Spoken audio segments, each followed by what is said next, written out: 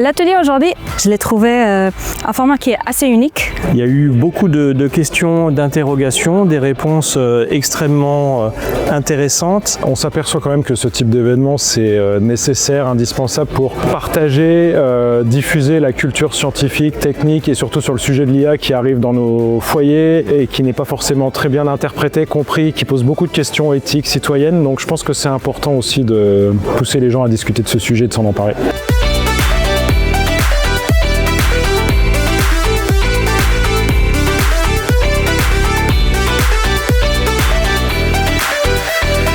Et on a des étudiants du coup qui animent et qui se déplacent aussi, comme par exemple pour aujourd'hui avec Infojeunes, où ils vont faire des ateliers pour présenter un peu qu'est-ce que c'est l'IA, l'histoire de l'IA, et faire des ateliers. Des ateliers comme ça, ouais, on a l'habitude d'en faire sur des sujets plus ou moins variés. Sur l'IA, c'est le deuxième qu'on a, et ça c'est un sujet qui est totalement nouveau. C'était très intéressant. L'approche développement que Epitech a proposé aujourd'hui, je connaissais pas trop, donc ça rend très intéressant. Donc on nous avait prévenu qu'on n'aurait pas forcément des gens jeunes, mais je sais pas ce que ça veut dire jeunes, parce que là, pour moi, il y avait plein de gens jeunes avec un vrai intérêt, pour l'IA et les questions autour de l'IA et de la robotique. Et je trouve que c'est hyper intéressant et important de faire ça. Et cette forme de médiation scientifique, je trouve que ça marche vraiment bien.